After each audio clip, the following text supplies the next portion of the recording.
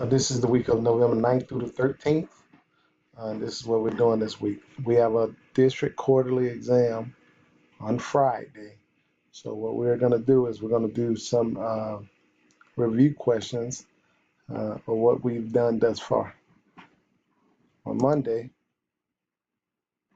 you have evaluating expressions, and it's questions 1 through 14.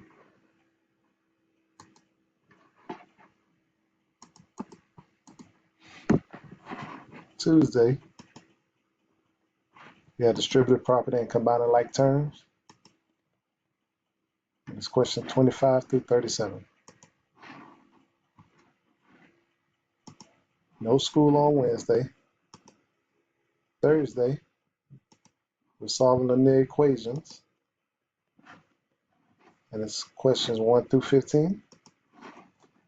And Friday, we have our district quarterly exam.